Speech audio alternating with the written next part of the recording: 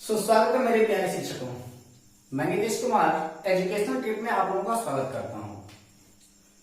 पर्यावरण शिक्षण की पिछली कक्षा में हमने बात किया था कुछ शिक्षण तकनीकियों के बारे में जहां पर हम लोगों की गलतियां होती हैं।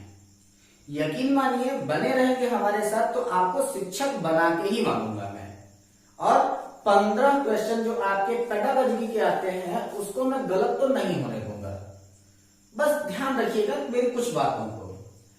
आज का हमने जो टॉपिक लिया है वह आपके पर्यावरण शिक्षण की वास्तविक रूपरेखा के बारे में हम बात करने वाले हैं कि आखिर वास्तविकता में पर्यावरण शिक्षण है क्या।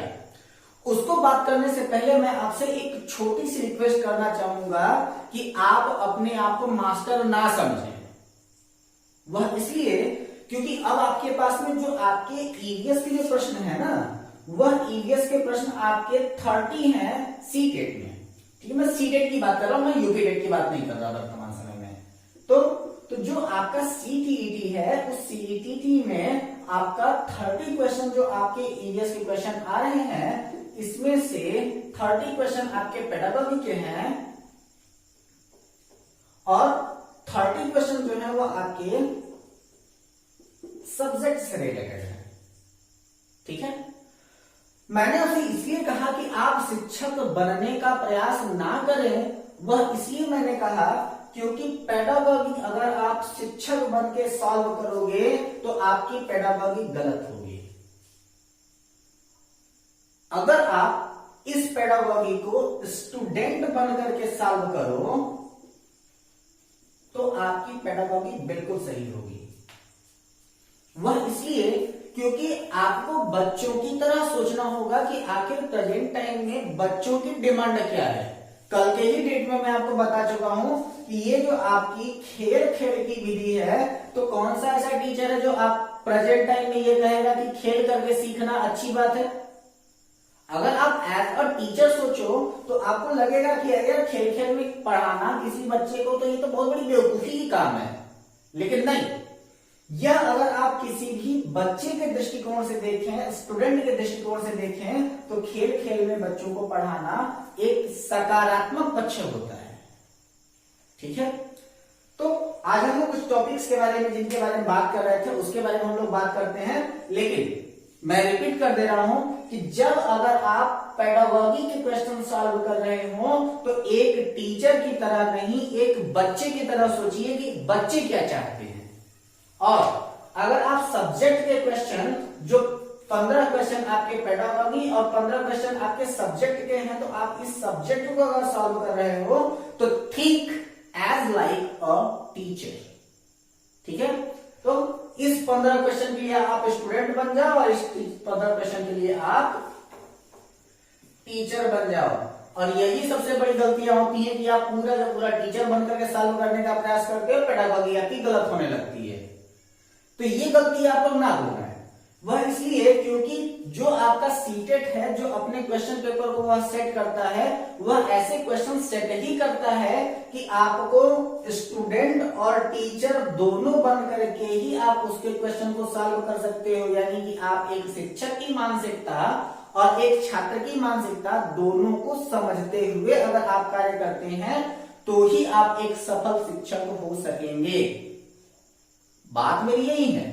ठीक है, तो आप लोग बिल्कुल ध्यान रखिए कि पेडागॉजी का मतलब है कि आपके पास में जो बच्चे आपके सामने बैठे हुए हैं उन बच्चों की मनोदशा क्या है, मनोवृत्ति क्या है, उनके समझने की क्षमता क्या है, वह किस प्रकार से समझना चाहते हैं। मैं ऐसा इसलिए कह रहा हूं कि कभी कभी आपके सामने अगर आप किसी भी विद्यालय में जाओ तो कभी ऐसा भी वाकया हो सकता है जिस वाक्य को देख करके आपको लगेगा कि एज अ टीचर ये कितनी बुरी चीज है यार, खेल में बच्चों को सिखाना। तो वहां पर दो बातों का ध्यान रखना सबसे ज्यादा जरूरी होता है। सबसे पहले तो बच्चों को खेल में शिक्षा देना और दूसरी चीज कक्षा में अनुशासनात्मक नियंत्रण। कल हमने अनुशासनात्मक नियंत्रण के बारे में बात किया था कि अनुशासनात्मक नियंत्रण वह नियंत्रण है जिसमें बच्चे आपकी कक्षा में आपके सर पे भी ना चढ़े और कक्षा नियंत्रित रूप से सुचारू हो, जिससे बच्चे अपने प्रश्न आपके सामने आसानी से आपसे पूछ सकें। बात की थी मैंने इस बात की कल के डेट में।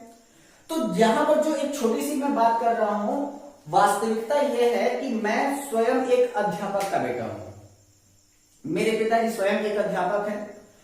उनकी बताई हुई एक वाकई को मैं आपके साथ शेयर करता हूं कि मेरे पिताजी की पोस्टिंग सोनभद्र जिले में पोस्टिंग हुई और उस पोस्टिंग के दौरान वहां पर इतना ज्यादा बैकवर्ड हुआ एरिया था कि वहां के बच्चों का पढ़ने के प्रति रुझान नहीं था।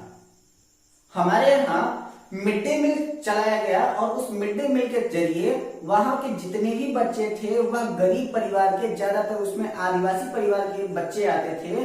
तो उनको जब पढ़ाने का प्रयास किया जाने लगा, हमारे पिताजी शुरुआत से ही एक सुलझे हुए अध्यापक रहे और जिस भी विद्यालय में वह गए वह हमेशा बच्चों को पढ़ाने का ही प्रयास किए। उन्होंने सर्व शिक्षा अभियान को सकारात्मक रूप देने का पूर्ण प्रयास किया। जब वो वहां पर गए तो वहां पर पढ़ने में वहां के कुछ थोड़ा सा उन्होंने सख्ती बरती कि बच्चे ज्यादा से ज्यादा कुछ चीजों को पढ़ने का प्रयास करें। वहां के कुछ अभिभावक मेरे पिताजी के पास आए और आने के बाद उन्होंने कहा कि मास्टर साहब, लड़कवा हमार पढ़े बदे नहीं, खाना खाए वाला। तो हमारे मिड डे मील के दौरान वह बच्चे वहां पर आते किस लिए थे कि कम से कम उन गरीब परिवारों को एक वक्त का बच्चों को खाना मिल जाएगा। उनका कोई भी इंटेंशन ऐसा नहीं था कि वो पढ़ने के लिए आए। अगर आप उस उपस्थिति क्रमांक को देखें तो उस समय विद्यालय में लगभग 250 बच्चे जो थे उनका नामांकन दर्ज था। उनका केवल 2 उद्देश्य, छात्रवृत्ति प्राप्त करना और खाना खाना। पढ़ने का उद्देश्य उनका था ही नहीं। धीरे धीरे मेरे पिताजी के वहां पर जाने के बाद वहां के ग्राम प्रधान से, सरपंच से बातचीत करना, वहां के प्रशासन से बातचीत करना, धीरे धीरे सामंजस्य स्थापित करने के बाद लोगों को धीरे धीरे शिक्षा के बारे में पता चला। लेकिन पहले से जिन बच्चों ने शिक्षा ग्रहण न की हो वह इस शिक्षा के बारे में कैसे समझ सकते हैं। तब वहां पर होता क्या है कि कुछ बच्चे उनमें से ग्रुपिंग करने लगते हैं, अपना दल बनाने लगते हैं और उनमें से कई बच्चे ऐसे जो पढ़ने की बिल्कुल मूड में नहीं।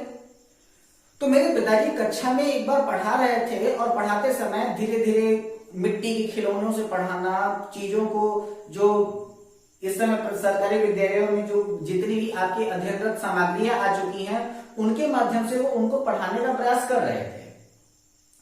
लेकिन उसमें एक बच्चा ऐसा था जो उदंड प्रवृत्ति का था। हर किसी की कक्षा में इस प्रकार के कोई न कोई छात्र आपको मिल सकते हैं जो उदंड प्रवृत्ति के होंगे, जो कक्षा डिस्टर्ब करने के लिए ही आते हैं, पढ़ने के लिए नहीं आते। तो हुआ क्या कि वह बच्चा जब कभी भी पढ़ाने का प्रयास किया जाता तो वह अपने साथ साथ पूरी कक्षा को डिस्टर्ब करता, किसी को भी पढ़ने नहीं देता। इस चीज से परेशान होकर के हमारे पिताजी ने वहां पर पढ़ाने की एक दूसरी विधा निकाली और गणित शिक्षण के लिए वह सारे के सारे बच्चे को खेल के मैदान में लेकर के आ गए और स्वयं आम के पेड़ पर चढ़ गए। और आम के पेड़ पर चढ़ने के बाद उन्होंने डंडे से आम के कुछ पत्तों को तोड़ करके जमीन पर गिराया और बच्चों से कहा कि आप लोग यहाँ पर ग्राउंड में जितने भी पत्ते हैं उन सारे के सारे पत्तों को आप बीनो। कई सारे बच्चे उसी दौड़ में कि पंडित जी खिलावत हों, उसके लिए उन्होंने कई सारे पत्ते उन्होंने इकट्ठे किए। अब पत्ते इकट्ठे करने के बाद पिताजी पेड़ से उतरे और सभी बच्चों से बोलने लगे कि तुम लोगों के पास जितने पत्ते हैं उन सारे के सारे पत्तों को कलेक्ट करो और कलेक्ट करने के बाद हमको गिन करके बताओ कि तुम लोगों के पास कितने कितने पत्ते हैं। सारे के सारे बच्चे उस पत्ते को गिन करके बताने लगे और उस पत्ते को गिन करके बताने के बाद फिर हमारे पिताजी ने किया क्या कि उसमें से कुछ पत्तों को किसी और को देने के लिए कहा कि तुम इतना पत्ता उठा करके उसको दे दो, उतना पत्ता उठा करके उसको दे दो।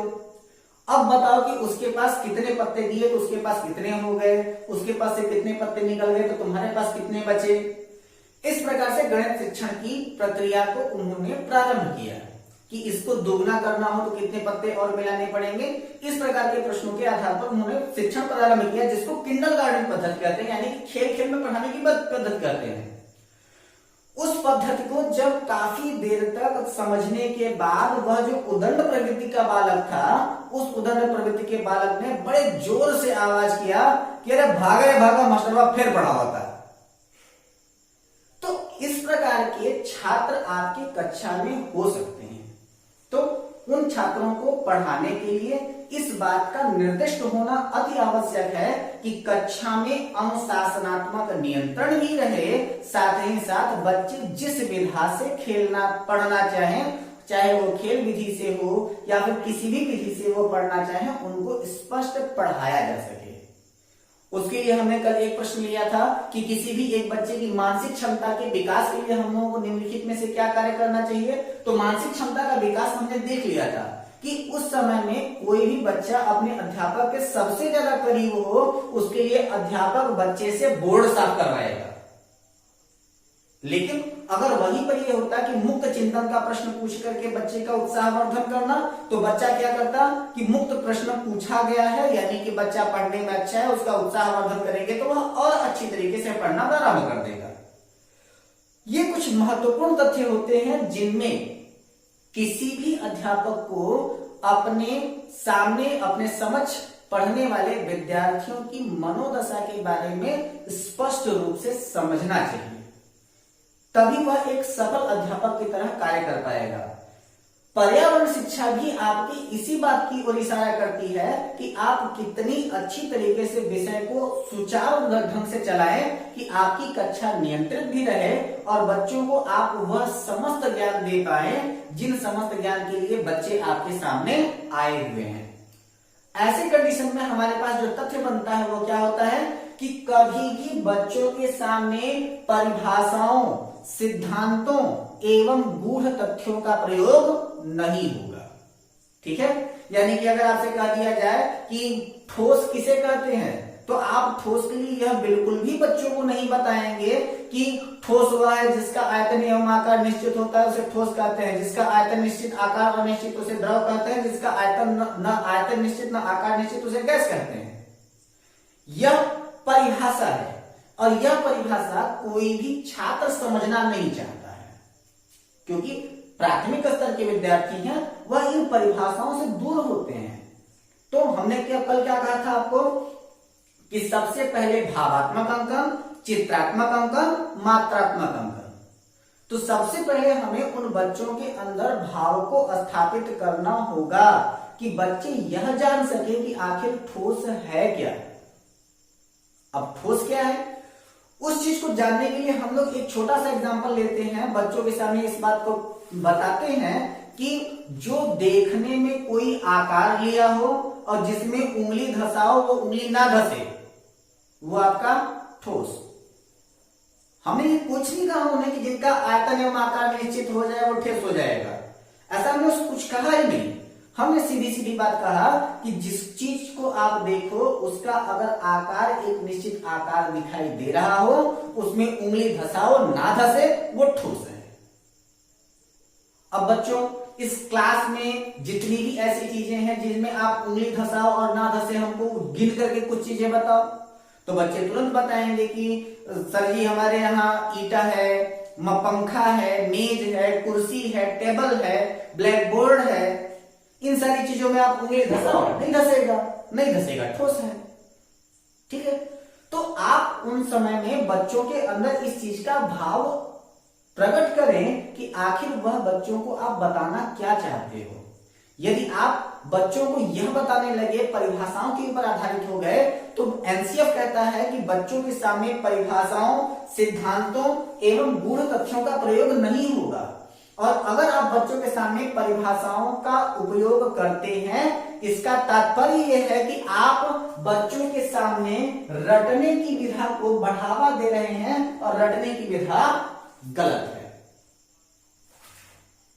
क्यों? क्योंकि हमारी जो एनसीएफ है वह मुक्त चिंतन की ओर इशारा करती है, यानी कि बच्चे करके सीखें, देखें और समझें। बच्चे खोजी प्रवृत्ति के हैं, उनके बारे में वह अच्छी प्रकार से समझ सके कि हमको जो बताया जा रहा है उसके पीछे क्या उद्देश्य है। रटना किसी भी शिक्षण विधा का सही अंग नहीं हो सकता, ऐसा एनसीएफ कहता है। तो अब हमारे सामने जो पर्यावरण शिक्षा की जो परिभाषा दी गई, वह परिभाषा क्या कहती है कि वह शिक्षा जो पर्यावरण के विषय में, ध्यान दीजिएगा यहाँ पर, तीन मुख्य शब्द हैं यहाँ, कौन कौन से? तो सबसे पहला आ जाता है कि वह शिक्षा जो पर्यावरण के विषय में, दूसरी बात क्या है? पर्यावरण के द्वारा, और तीसरी चीज क्या है? पर्यावरण के लिए।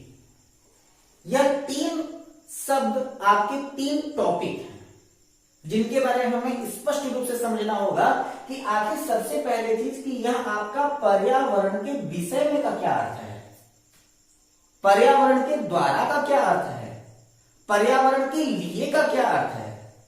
सबसे पहला काम करें आप लोग, इस डेफिनेशन को आप लोग नोट करें। मैं थोड़ा सा हट जा रहा हूं, उम्मीद है आप लोगों ने इस परिभाषा को नोट कर लिया होगा। चलिए अब देखते हैं इसके एक एक पहलू के बारे में। तो सबसे पहले आता क्या है कि पर्यावरण के विषय में, पर्यावरण के विषय में, ठीक। तो यहां पर क्या है आपका पर्यावरण के विषय में। तो पर्यावरण के विषय में का क्या तात्पर्य है? तो हमारा पहला टॉपिक क्या कहता है इसमें कि पर्यावरण के विषय में। तो हम लोग यहां पर पहला प्रश्न देखते हैं कि आखिर पर्यावरण क्या है, ठीक है भाई। जब पर्यावरण के विषय में के बारे में अगर हम बात कर रहे होंगे तो हमारा पहला कंटेंट क्या बनेगा? यही बनेगा कि पर्यावरण है क्या, ठीक। दूसरी बात इसकी आती है कि इसकी उपयोगिता या महत्व क्या है, इसकी उपयोगिता या महत्व क्या है, ठीक है। माफ कीजिएगा, प्रश्नवाचक चिन्ह होगा यहां। तो पर्यावरण क्या है, इसकी उपयोगिता या महत्व क्या है। तीसरी बात, यह किस तरह प्रभावित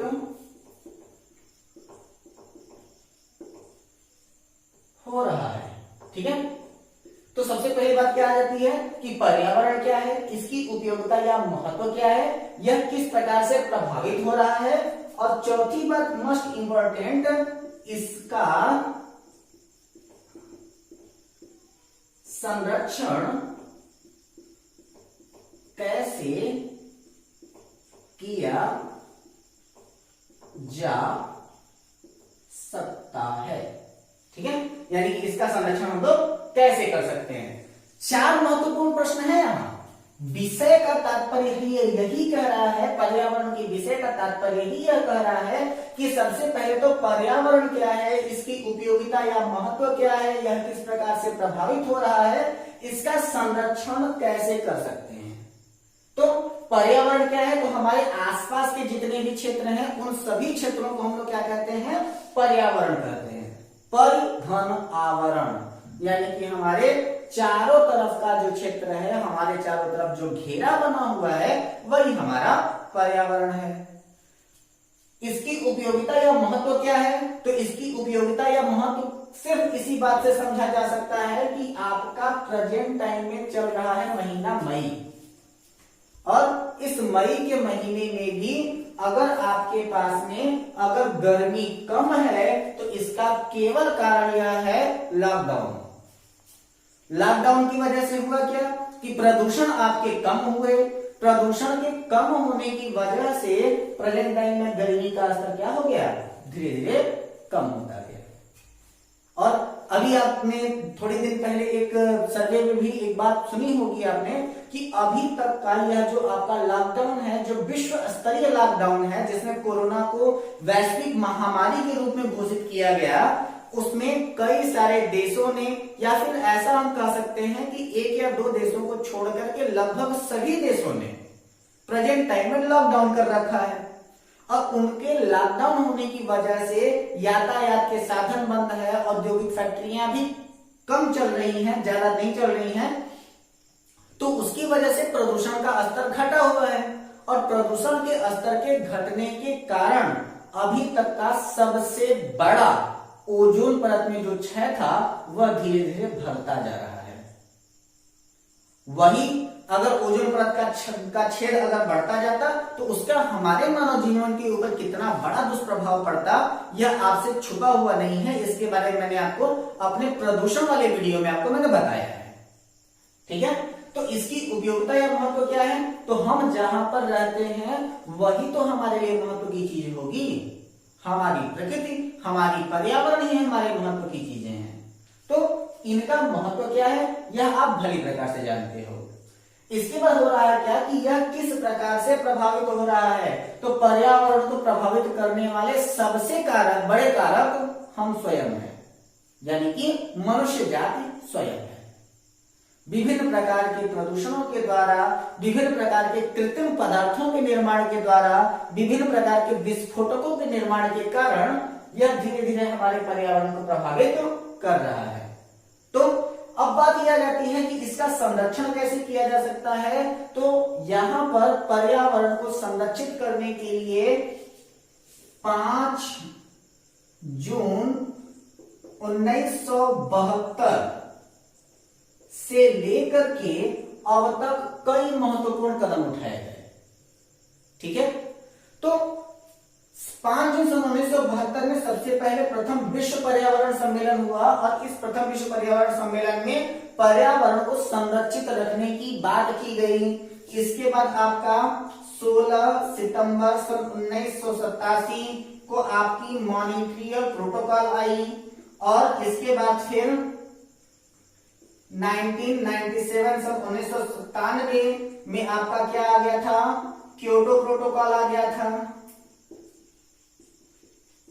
ठीक है,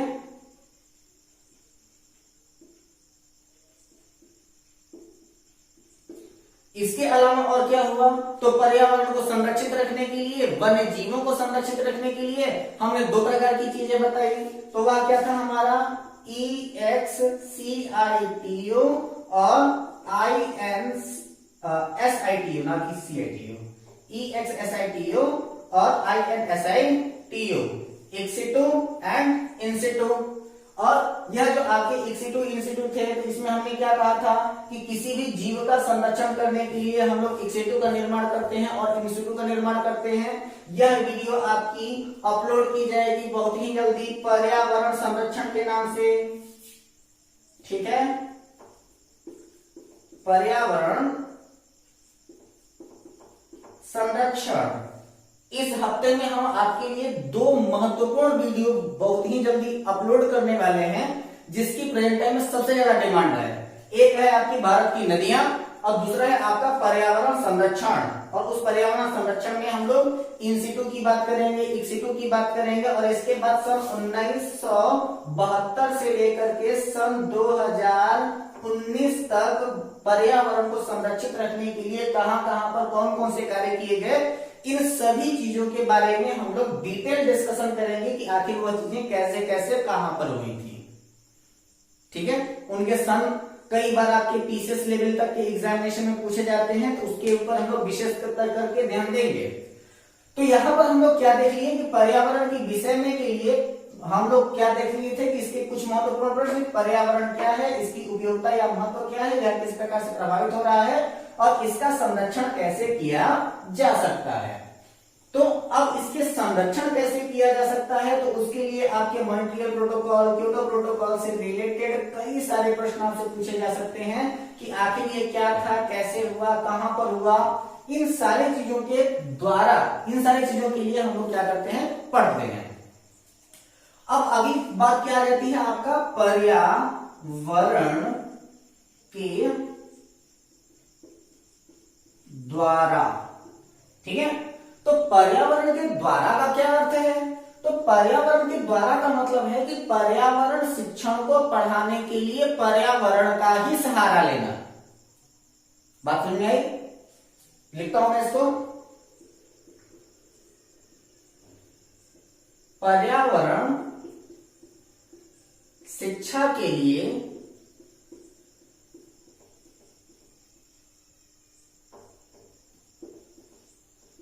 पर्यावरण का ही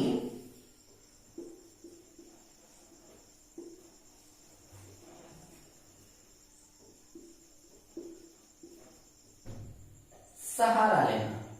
तब पर क्या कह रहा है इसका कि पर्यावरण शिक्षा के लिए पर्यावरण का ही सहारा लेना, यही है आपके पर्यावरण के द्वारा। मतलब कि पर्यावरण की शिक्षा को प्रदान करने के लिए, पर्यावरण शिक्षा के लिए हम लोग देखते क्या है कि पर्यावरण की शिक्षा को पढ़ाने के लिए किसी भी अन्य सहायक संसाधनों की आवश्यकता नहीं होती, या फिर अगर किसी अन्य सहायक संसाधनों की आवश्यकता अगर होती भी है तो उनकी मात्रा बहुत ही कम होती है। तो यहां पर हम लोग क्या कहते हैं कि पर्यावरण की शिक्षा के लिए पर्यावरण में ही मौजूद चीजों का सबसे ज्यादा उपयोग किया जाता है। ठीक है, तो यही आता है आपका पर्यावरण के द्वारा, यानी कि इसके लिए हम लोग कह सकते हैं कि पर्यावरण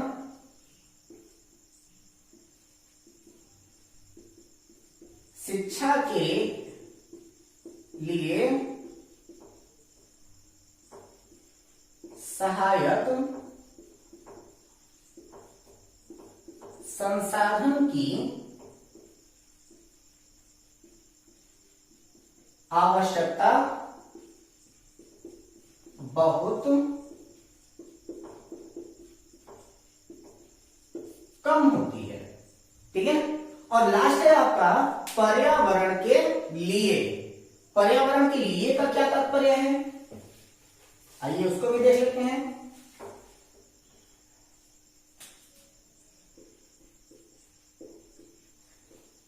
पर्यावरण के लिए, तो पर्यावरण के लिए का अर्थ है कि यह शिक्षा पर्यावरण में सुधार या संरक्षण लाने के लिए प्रारंभ की गई है।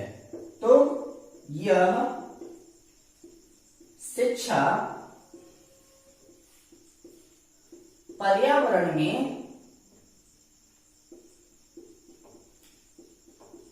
परिवर्तन या सुधार लाने के लिए प्रारंभ की गई है। ठीक है, तो यह शिक्षा पर्यावरण में परिवर्तन या सुधार लाने के लिए प्रारंभ की गई है। तो अगर हमको पर्यावरण में परिवर्तन लाना हो और सुधार लाना हो तो इसके लिए मुख्य रूप से दो ही आधार होते हैं। पहला क्या कि हमें बच्चों के अंदर पर्यावरण के प्रति भाव या लगाव उत्पन्न करना होगा, और यह आपके पर्यावरण शिक्षा का मुख्य उद्देश्य है। अगर आपसे पूछा जाए कि पर्यावरण शिक्षा का मुख्य उद्देश्य क्या है, तो पर्यावरण शिक्षा का मुख्य उद्देश्य है पर्यावरण के प्रति बच्चों में भाव या लगाव उत्पन्न करना। ठीक है, अगले वीडियो में हम लोग देखेंगे पर्यावरण शिक्षा के उद्देश्य। तब तक बने रहे हमारे वीडियो के साथ। आप लोगों को यह जो आपके पर्यावरण शिक्षा है, जिस दिन हमारा पर्यावरण का कंप्लीट लेक्चर समाप्त होगा, आपको पर्यावरण शिक्षा की पीडीएफ नोट्स आपको दे दी जाएगी। तब तक आप लोग बने रहे हमारे वीडियो के साथ।